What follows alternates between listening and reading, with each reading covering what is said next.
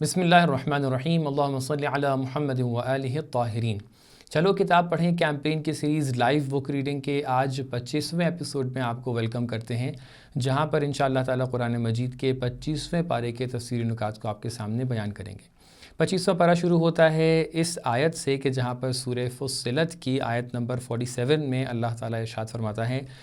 اعوذ باللہ من الشیطان الرجیم، بسم اللہ الرحمن الرحیم، الیہ یرد علم الساعہ، اللہ تعالیٰ کی طرف ہر چیز کا علم پلٹ کر جاتا ہے، اور اللہ تعالیٰ ہی ہے کہ جو قیامت کا علم رکھتا ہے اور اس کے واقع ہونے کا وقت جانتا ہے۔ اس کے بعد آیت نمبر 52 میں ہم دیکھتے ہیں کہ اللہ تبارک و تعالیٰ ان لوگوں کی بنسبت کہ جو اللہ تعالیٰ کے راستے پر نہیں آتے ہیں اس طریقے سے ارشاد فرماتا ہے کہ قُلْ أَرَأَيْتُمْ إِنْ كَانَ مِنْ عِنْدِ اللَّهِ ثُمَّ كَفَرْتُمْ بِهِ مَنْ أَضَلُّ مِمَّنْ هُوَ فِي شِقَاقٍ بَعِيدٍ۔ یہاں پر ایک بہت ہی بہترین انداز میں اللہ تعالیٰ ایک استدلال پیش کر رہا ہے۔ وہ استدلال یہ ہے کہ اللہ تعالیٰ کا جو دین ہے، جو تعلیمات اللہ تعالیٰ کی طرف سے بیان کی جاتی ہیں، اس کے بنسبت ہم دو طریقے کے اپروچ رکھ سکتے ہیں۔ ہمارا ایک اپروچ یہ ہو سکتا ہے کہ ہم مکمل طور پہ ان سب باتوں کو مان لیں کہ جو حقیقت ہے اور جو صحیح راستہ ہے۔ دوسرا اپروچ یہ ہے کہ ہم مکمل طور پہ ان سب چیزوں کا انکار کر دیں۔ اللہ تعالیٰ یہاں پر اس طریقے سے اس بات کو استدلال کے طور پہ پیش کر رہا ہے کہ اگر فرض کر لیا جائے خدا نخواستہ معاذ اللہ یہ تمام تر باتیں حقیقت نہ رکھتی ہوں، تو آپ تصور کریے کہ روز قیامت اگر یہ تمام تر دینی باتیں جو ہم لوگ بیان کرتے ہیں یہ حقیقت نہ رکھتی ہوں، یا فرض کیجئے کوئی قیامت بھی نہ ہو، تو اس کا جو رزلٹ نکل کے آئے گا وہ کیا نکل کے سامنے آئے گا؟ جو انسان مومن ہے وہ دنیا سے بھی باندازے کافی اور جتنا اس کو ضرورت ہوتی ہے وہ بہرہ مند ہوتا ہے، استفادہ کرتا ہے اور اس کو یوز کرتا ہے۔ جیسا کہ خود قرآن نے اس بات پر تاکید کیا ہے کہ وَلَا تَنْسَ نَصِيبَكَ مِنَ الدُّنْيَا، کہ تم اپنی دنیا کو بھی مت بھول جاؤ، اور ساتھ ہی ساتھ آخرت کی طرف بھی نگاہ رکھتا ہے۔ تو جو انسان مومن ہوگا اس نے کچھ بھی ہاتھ سے نہیں گوایا ہوگا، لیکن جو انسان کافر ہوگا، جو یہ کہہ رہا ہے کہ کوئی قیامت نہیں ہے، اس کا کیا حال ہوگا؟ جو کہہ رہا ہے مومن ہے اور ایک قیامت ہے، اگر قیامت ہوئی تب بھی وہ فائدے میں ہے، اگر قیامت نہیں ہوئی تب بھی وہ فائدے میں ہے۔ جو کافر ہے وہ اس دنیا میں تو اپنا ایک طریقے سے عیش و آرام دیکھ لے گا، لیکن اگر قیامت ہوئی تو وہ مطلق طور پہ ابدی زندگی کے اندر پریشانی میں پڑ جائے گا۔ امام صادق علیہ السلام کے زمانے میں ایک ایسا ہی فرد تھا کہ جو اللہ تعالیٰ کا انکار کرتا تھا، روز قیامت کا انکار کرتا تھا، اور وہ مومن شخص نہیں تھا۔ ایک مرتبہ کیا دیکھتے ہیں کہ حج کا موسم ہے، حج کے ایام ہیں، اور وہاں پہ سب لوگ آئے ہوئے ہیں، انہی کے درمیان یہ شخص جس کا نام ابن ابی العوجا ہوا کرتا تھا یہ بھی موجود ہے۔ تو جو امام صادق علیہ السلام کے 7 افراد تھے، ان کے جو اصحاب تھے، انہوں نے کہا کہ ہو سکتا ہے کہ یہ فرد مومن بن گیا ہو۔ تو امام صادق علیہ السلام کے جن کے پاس علم غیب ہے انہوں نے بتایا کہ نہیں، یہ مومن نہیں بنا ہے۔ جب وہ شخص قریب آتا ہے تو امام اس سے پوچھتے ہیں کہ یہاں پہ تم کیا کر رہے ہو؟ تو وہ شخص کہتا ہے کہ میں اللہ پہ اور روز قیامت پہ تو ایمان نہیں رکھتا ہوں، لیکن میں یہاں پر اس لیے موجود ہوں تاکہ دیکھ سکوں یہاں پر لوگ کیا کر رہے ہیں اور کس طریقے سے یہاں پر یہ سب اعمال انجام دیے جا رہے ہیں۔ اسی اثناء میں امام صادق علیہ السلام اس سے گفتگو کرنے لگتے ہیں۔ امام صادق علیہ السلام اس کے متعدد باتوں کے بعد اس طریقے سے ایک جملہ بیان فرماتے ہیں کہ جس میں آپ ارشاد فرماتے ہیں کہ جس طریقے سے تم کہہ رہے ہو کہ کوئی قیامت نہیں ہے، تو اگر یہی حقیقت ہو تو ہم پھر بھی کسی گھاٹے میں نہیں ہیں۔ ہم نے اس دنیا میں بھی بہترین زندگی بسر کی ہے اور ہم آخرت میں جا کر بھی بہترین زندگی بسر کریں گے۔ فرض کرو کوئی آخرت نہیں ہے تو ہم نے اپنی زندگی کو بہترین طریقے سے گزار لیا، لیکن اگر جو بات تم کہہ رہے ہو اس میں کوئی حقیقت نہ ہو بلکہ ہماری بات سچ ہو کہ ایک قیامت ہے، تو اس میں تم کیا کرو گے؟ تم تو اس دنیا کے بعد، اس دنیا میں جانے کے بعد تمہارے پاس کچھ نہیں ہوگا۔ صحابیوں نے دیکھا کہ یہ شخص کہ جو اللہ تعالیٰ کا اور روز قیامت کا منکر تھا، یہ بالکل بھی اس کے پاس کوئی جواب نہیں ہوتا ہے اور امام صادق علیہ السلام کے پاس سے چلا جاتا ہے۔ اس کے بعد قرآن مجید کا سورہ شورا شروع ہو جاتا ہے کہ جس کے اندر اللہ تعالیٰ متعدد موضوعات کو بیان کرتا ہے کہ جس میں سے صفات مؤمنین اور صفات کافرین ایک بہت اہم موضوع ہے۔ اسی طریقے سے ایک اہم ترین موضوع کہ جس کو اللہ تعالیٰ نے اکثر قرآن کی آیات کے اندر اور سوروں کے اندر بیان کیا ہے، وہ موضوع توحید ہے کہ جس کو اللہ تعالیٰ یہاں پر بھی بیان کرتا ہے. اور اس سورے کا نام بھی جو آپ شورا دیکھ رہے ہیں کہ جس کا مطلب ہوتا ہے مشورت کرنا، مشورت کے حوالے سے بھی اللہ تعالیٰ نے اس سورے کا نام رکھ کر ایک خاص اہمیت اس کی طرف بتائی ہے.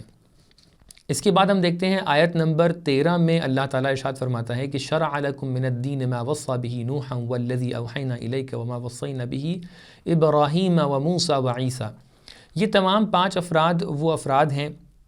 کہ جن کو اولو العزم پیغمبروں کے نام سے جانا جاتا ہے، جناب نوح، جناب ابراہیم، جناب موسیٰ، جناب عیسیٰ اور پیغمبر اکرم حضرت محمد مصطفیٰ صلی اللہ علیہ وآلہ وسلم. لیکن یہاں پہ جو بات بہت زیادہ غور کرنے والی ہے وہ یہ ہے کہ تمام تر آسمانی دین جو آئے ہیں ان سب کا جو ایک کہہ سکتے ہیں کہ جو ان کے بیسز ہیں وہ تمام کے تمام واحد ہیں، مشترک ہیں، آپس میں کامن ہیں. اسی لیے اللہ تعالیٰ کہہ رہا ہے کہ شرع لکم من الدین ما وصى، کہ ہم نے آپ کے لیے بھی شریعت کے طور پہ اسی چیز کو بنا کر بھیجا ہے کہ جو ہم نے آپ سے پہلے جناب نوح، جناب ابراہیم، جناب موسیٰ، جناب عیسیٰ کے لیے بھیجا تھا. لہٰذا یہاں سے معلوم ہوتا ہے کہ اہل کتاب جتنے بھی لوگ ہیں، جتنے بھی اللہ تعالیٰ کے آسمانی دینوں پر ماننے والے ہیں، وہ تمام کے تمام افراد ایک واحد دین کے پیروکار ہیں. ہاں ممکن ہے کہ زمانے متعدد ہونے کی وجہ سے ہر زمانے کا ایک تقاضا ہو اور اس تقاضے کے اعتبار سے احکام کے اندر مختصر تبدیلی آئی ہو، لیکن جو ان کا بیس ہے وہ سب کا سب مشترک ہے. اور اسی سلسلے کی آخری کڑی، کیونکہ اللہ تعالیٰ جس کو آخری میں بھیج رہا ہے ظاہر سی بات ہے سب سے بیٹر ورژن جو ہوگا اس کے ذمے کرے گا، اور اس سلسلے کی سب سے آخری کڑی حضرت محمد مصطفیٰ صلی اللہ علیہ وسلم ہیں. لہٰذا ان کا دین سب سے زیادہ کامل دین ہے. آیت نمبر 20 میں اللہ تعالیٰ کہہ رہا ہے کہ جو شخص بھی آخرت کے لیے آ کر محنت کرے گا اس کو آخرت بھی ملے گی اور دنیا بھی ملے گا، اور جو شخص صرف دنیا کے لیے محنت کرے گا اس کے لیے صرف دنیا تک کے اس کا ریوارڈ محدود رہے گا. من کان یرید حرث الآخرۃ نزد لہ فی حرثہ. یہاں پر اللہ تعالیٰ نے کھیتی سے تشبیہ کی ہے کہ جو انسان ایک کھیتی کرتا ہے، محنت کرتا ہے، کیونکہ کھیتی کا پھل کچھ عرصے بعد نظر آتا ہے. لہٰذا کیونکہ انسان اپنی محنتوں اور کاوشوں اور اعمال کے نتیجے میں روز قیامت یا آخرت میں جا کر اس کا ریوارڈ حاصل کرے گا، لہٰذا اس کو کھیتی سے تشبیہ دیا گیا ہے.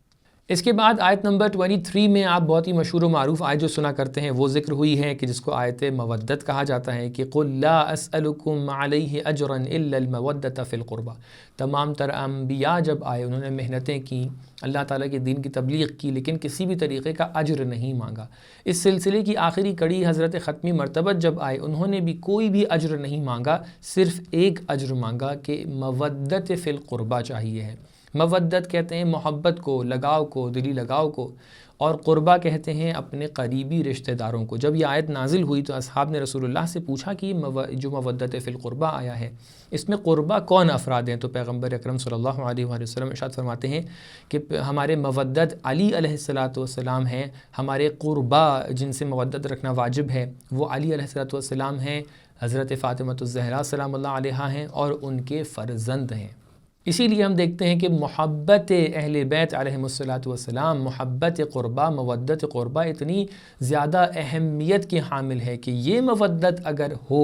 کیونکہ یہ اللہ تعالیٰ کے منتخب بندے ہیں، لہٰذا ان کی محبت اگر کسی کے دل میں ہو تو اس کے مرتبے بہت اونچے ہو جایا کرتے ہیں. اگر کوئی اس محبت کو دل میں لے کر مر جاتا ہے تو وہ عام موت نہیں مرتا ہے بلکہ وہ شہید کہلاتا ہے. اگر وہ کوئی محبت کو لے کر اس دنیا سے آخرت کی طرف جاتا ہے تو حتیٰ وہ شفاعت کا حقدار ہو جاتا ہے. اس کے بعد ہم دیکھتے ہیں کہ مؤمنین کی صفات کو گناتے گناتے اللہ تعالیٰ آیت نمبر 38 کے اندر بالآخر اس موضوع کے اوپر آ جاتا ہے کہ جس موضوع کے نام پر اس سورہ کا نام ہے، کہ جس میں اللہ تعالیٰ کہتا ہے کہ وَأَمْرُهُمْ شُورَى بَيْنَهُمْ، کہ وہ لوگ کہ جو ایمان لائے ہیں وہ ایسے ہوتے ہیں کہ جو بڑے بڑے گناہوں سے دور رہتے ہیں، وہ غلطیوں سے دور رہتے ہیں. اور ان کی ایک صفت یہ ہے کہ جب وہ غصے میں آ جاتے ہیں اذا ما غضبوا ہم یغفرون، جب وہ غصے میں آ جاتے ہیں تو لوگوں کو معاف کر دیا کرتے ہیں. اور ساتھ ہی ساتھ ان کی ایک صفت کیا ہے کہ امرہم شورا بینہم، کہ وہ اس طریقے سے اپنے عوامر و اپنے زندگی کو سنوارتے ہیں کہ وہ ہر چیز کے اندر مشورہ کرتے ہیں ایک دوسرے سے. اسی لیے مشورے کی اہمیت بہت زیادہ ہے، یہاں تک کہ اللہ تعالیٰ نے اپنے پیغمبر، اپنے نبی تک کے ان سے کہا ہے کہ آپ مشورہ کریں، نہ اس لیے کہ آپ کو کوئی علم حاصل ہو جائے گا بلکہ آپ لوگوں کو بتا سکیں کہ مشورے کی کتنی اہمیت ہوتی ہے. لہٰذا ہم دیکھتے ہیں کہ متعدد روایت میں مشورت کے بارے میں، دوسروں سے مشورہ لینے کے لیے اس حد تک کہ آیا ہے کہ اگر ہم کسی سے مشورہ لیتے ہیں تو یہ عین ہدایت ہے. جس نے مشورہ لے لیا اس کے پاس مشورے سے بڑی کوئی بھی تکیہ گاہ نہیں ہے، کوئی بھی پشت و پناہ نہیں ہے. اس کے بعد سورہ زخرف شروع ہوتا ہے کہ جس کے اندر اللہ تعالیٰ نے قرآن کی اہمیت، نبوت کی اہمیت، اسی طریقے سے توحید کی دلائل، اور اس کے بعد شرک اور نفاق کے ساتھ کس طریقے سے انسان کو مقابلہ کرنا چاہیے. اسی طریقے سے اللہ تعالیٰ نے متعدد پیغمبروں کے حوالے سے ان کی تاریخ کو بیان کیا ہے، اور معاد اور قیامت کے موضوع پر کس طریقے سے وہاں پر مؤمنین کو جزا ملے گی اور کافروں کو سزا ملے گی. اور اسی طریقے سے اللہ تعالیٰ نے جو معیارات ہونا چاہیے حقیقی معنی میں اس کا تذکرہ کیا ہے، اور آخرت میں واعظ و نصیحتیں بھی یہاں پر موجود ہیں. آیت نمبر 31 میں ہم دیکھتے ہیں کہ اس طریقے سے لوگ کہتے تھے، جو کافر تھے وہ کہتے تھے وَقَالُوا لَوْلَا نُزِّلَ هَذَا الْقُرْآنُ عَلَى رَجُلٍ مِّنَ الْقَرْيَتَيْنِ عَظِيمٍ، کہ مکے اور مدینے کے جو بڑے بڑے لوگ ہیں، جو صاحب مال و دولت ہیں، جن کے پاس ویلتھ ہے، کیوں قرآن ان کے اوپر نازل نہیں ہوا ہے. اگر آپ دیکھیں تو اس وقت کے معیارات و کرائیٹیریا کے اکارڈنگ ان کی بات صحیح تھی، کیونکہ وہ سمجھ رہے تھے کہ مال و دولت کرائیٹیریا ہوتا ہے. وہ سمجھ رہے تھے کہ جو انسان کی پوسٹ ہے یا اس کا جو پوزیشن ہے اس کی سوسائٹی میں، اس کے اکارڈنگ لوگوں کو جو ہے اللہ تعالیٰ انتخاب کرتا ہے. لیکن اللہ تعالیٰ نے یہاں پر اس بات کو اس طریقے سے اس مذمت آمیز لہن میں پیش کیا ہے کہ اللہ تعالیٰ کی رحمت، اللہ تعالیٰ کی برکت، اللہ تعالیٰ کا انتخاب کیا اللہ تعالیٰ مال و دولت کی بیسس کے اوپر کرے گا؟ نہیں. اللہ تعالیٰ نے اس کے بعد کئی آیتوں کے اندر ان معیارات کو سامنے رکھا ہے کہ اللہ تعالیٰ نے معیار رکھا ہے انسان کی کرامت ذاتی کو، اللہ تعالیٰ نے معیار رکھا ہے انسان کے تقوی کو، اللہ تعالیٰ نے معیار رکھا ہے انسان کے ایمان کو. لہٰذا ہم دیکھتے ہیں کہ پیغمبر اکرم صلی اللہ علیہ وآلہ وسلم کے جو بہترین مخلوق ہیں، جو اللہ تعالیٰ کے انبیاء کے سلسلے کے خاتم ہیں، اور پیغمبر اکرم جو اللہ تعالیٰ کے محبوب ہیں، وہ جب دنیا میں آتے ہیں تو ظاہری طور پہ وہ ایک یتیم ہیں، اپنے یتیم ہونے کے ساتھ ساتھ اپنی زندگی کے پروان کو چڑھاتے ہیں. اسی طریقے سے ہم دیکھتے ہیں کہ ظاہری طور پہ ان کے پاس مال و دولت نہیں ہے، ثروت نہیں ہے. اس سچویشن میں، اس حالت میں پیغمبر کے پاس وہ نبوت آتی ہے کہ جو اہم ترین ہے اس پوری خلقت کے اندر. تو لہٰذا اللہ تعالیٰ نے جو اپنے معیارات بیان کیے ہیں اور معیارات کو سامنے دکھایا ہے، وہ کچھ اس طریقے سے دکھایا ہے. اس کے بعد اللہ تعالیٰ نے متعدد نعمتوں کا تذکرہ کیا ہے کہ مؤمنین کے لیے جنت میں کتنی نعمتوں کو اللہ تعالیٰ نے فراہم کیا ہے. یہاں تک کہ اللہ تعالیٰ پہنچتا ہے آیت نمبر 86 میں سورہ زخرف کی، کہ جہاں پر ایک بار پھر شفاعت کے موضوع پر اللہ تعالیٰ لوگوں کے لیے اس بات کو واضح کر دیتا ہے کہ وَلَا يَمْلِكُ الَّذِينَ يَدْعُونَ مِن دُونِهِ الشَّفَاعَةَ، جو لوگ اغیار کو اور دوسرے لوگوں کو شفاعت والا سمجھتے تھے، مشرکین بتوں کو سمجھتے تھے کہ وہ ان کی شفاعت کر دیں گے. متعدد لوگ متعدد دعوے پیش کرتے تھے. اللہ تعالیٰ کہہ رہا ہے ان سب کے اندر شفاعت نہیں پائی جاتی ہے. إِلَّا مَنْ شَهِدَ بِالْحَقِّ وَهُمْ يَعْلَمُونَ، مگر کچھ خاص لوگوں کے پاس شفاعت ہوگی. تو پوائنٹ یہیں پر ہے کہ اللہ تعالیٰ جب شفاعت کا تذکرہ کر رہا ہے تو شفاعت کا انکار کر رہا ہے کچھ لوگوں سے، لیکن کچھ لوگوں کے لیے شفاعت کو بار بار ثابت بھی کر رہا ہے. تو کہاں ہیں وہ لوگ کہ جو شفاعت کو کلی طور پہ اور ہر کسی سے ایٹ آل یہ کہتے تھے کہ شفاعت کہیں پر بھی جائز نہیں ہے اور صحیح نہیں ہے؟ وہ لوگ ان آیتوں کو دیکھ کر قرآن کو سمجھنے کی کوشش کریں کہ جہاں پر اللہ تعالیٰ نے بار بار شفاعت کے عقیدے کو ثابت جانا ہے. پھر شروع ہو جاتا ہے سورہ دخان، کہ دخان کا مطلب ہوتا ہے دھواں. اس کو گیس کے معنی میں بھی لیا جا سکتا ہے، دھوئیں کے معنی میں لیا جا سکتا ہے. اس سورہ کے اندر بھی اللہ تعالیٰ نے متعدد موضوعات جیسے عظمت قرآن کو بیان کیا ہے، کس طریقے سے قرآن شب قدر میں نازل ہوا ہے، اللہ تعالیٰ کی توحید، جناب موسیٰ کا واقعہ، قیامت میں عذاب اور عقاب، اسی طریقے سے دنیا کی خلقت کے اہداف و مقاصد کو بھی ذکر کیا ہے. اس کی آیت نمبر 3 میں آپ دیکھ سکتے ہیں اللہ تعالیٰ ارشاد فرماتا ہے کہ اِنَّا أَنزَلْنَاهُ فِي لَيْلَةٍ مُبَارَكَةٍ اِنَّا كُنَّا مُنذِرِينَ، کہ قرآن کے نازل ہونے کے متعلق کہ ہم نے ایک بہت ہی مبارک رات میں اس کو نازل کیا ہے. اور اسی طریقے سے اللہ تعالیٰ نے متعدد آیت میں کہا ہے کہ قرآن کو لیلۃ القدر میں نازل کیا ہے. تو لہٰذا یہاں سے یہ معلوم ہوتا ہے کہ قرآن لیلۃ القدر میں، شب قدر میں نازل ہوا ہے کہ جو شب قدر اپنے آپ میں بہت ہی مبارک رات ہے۔ اس سورہ کی آیت نمبر 32 اور 33 کے اندر ہم دیکھتے ہیں کہ اللہ تعالیٰ نے بنی اسرائیل کو منتخب جو کیا ہے اس کے حوالے سے تذکرہ کیا ہے، لیکن ساتھ ہی ساتھ یہ قید و کنڈیشن لگا دی ہے کہ وَآتَيْنَاهُم مِّنَ الْآيَاتِ مَا فِيهِ بَلَاءٌ مُبِينٌ، کہ ہم اگر کسی کو رتبہ دیتے ہیں، پوسٹ دیتے ہیں، مقام دیتے ہیں، ویلتھ دیتے ہیں، اور کسی کو نام دیتے ہیں، شہرت دیتے ہیں، تو وہ ایسے ہی نہیں دے دیتے ہیں۔ اللہ تعالیٰ نے یہ تمام چیزیں دی ہیں کہ جس میں بلاء مبین ہے، اللہ تعالیٰ کی طرف سے امتحان ہے، آزمائش ہے۔ لہٰذا کوئی بھی یہ نہ سوچے کہ اگر دنیا میں کسی کو کوئی مقام، پوسٹ، پوزیشن مل جاتی ہے تو وہ ایسے ہی ریوارڈ میں مل گئی ہے، نہیں، اللہ تعالیٰ ان تمام چیزوں کے ذریعے سے انسانوں کا امتحان لیتا ہے۔ اسی کے بعد ہم دیکھتے ہیں کہ قوم تبع کا تذکرہ ہوتا ہے۔ قوم تبع کے حوالے سے کہ جو آیت نمبر 37 کے اندر تذکرہ ہو رہا ہے، یہ ملتا ہے کہ تبع ان یمن کے بادشاہوں کا لقب ہوا کرتا تھا، اور قرآن نے انہی میں سے ایک بادشاہ کا تذکرہ کیا ہے کہ جو اسعد ابو کرب نام سے ہوا کرتے تھے۔ اسعد ابو کرب جو تھے وہ ایک اچھے بادشاہ تھے، مؤمن بادشاہ تھے، کہ جنہوں نے جو دو بڑے قبیلے ہیں اوس و خزرج، انہی کے درمیان وہ آئے تھے، اور انہوں نے پہلے سے کہہ دیا تھا کہ تمہارے درمیان ایک پیغمبر آئیں گے، یعنی پیغمبر اسلام حضرت محمد مصطفیٰ صلی اللہ علیہ وآلہ وسلم، اور تمہارے اوپر تمہاری ڈیوٹی یہ ہے کہ تم ضرور ان کی پیروی کرنا۔ اگر میں ان کا ضمانت درک کر لیتا تو میں ان کی خدمت کرتا، لیکن انہوں نے ایسا، ان دونوں قوموں نے اس طریقے سے نہیں کیا۔ اس کے بعد ہم دیکھتے ہیں کہ سورہ جاسیہ شروع ہو جاتا ہے کہ جس کی آیت نمبر 5 پہ ہم دیکھتے ہیں کہ اللہ تعالیٰ نے کئی نعمتوں کا تذکرہ کیا ہے۔ حالانکہ جاسیہ سورہ کے اندر بھی متعدد موضوعات موجود ہیں کہ جس کا تذکرہ پہلے بھی ہو چکا ہے، جیسے قرآن کی عظمت کے حوالے سے، توحید کے حوالے سے، کس طریقے سے جو متعدد عقائد موجود ہیں اس دنیا میں، اس کو اللہ تعالیٰ نے یہاں پر بیان کیا ہے۔ لیکن آیت نمبر 5 کے اندر اللہ تعالیٰ نے 3 اہم نعمتوں کا تذکرہ کیا ہے کہ جو اس پوری دنیا کی حیات کا سبب ہے۔ ایک نعمت ہے واختلاف اللیل والنہار، کہ اللہ تعالیٰ نے یہ دن اور رات کا آنا جانا کہ جو سورج کی وجہ سے ہے، جس کے اندر نور اور ظلمت کا کانسیپٹ پایا جاتا ہے، تو یہ روشنی کی نعمت کا تذکرہ کیا ہے۔ وما انزل من السماء، اور وہ پانی کہ جو اللہ تعالیٰ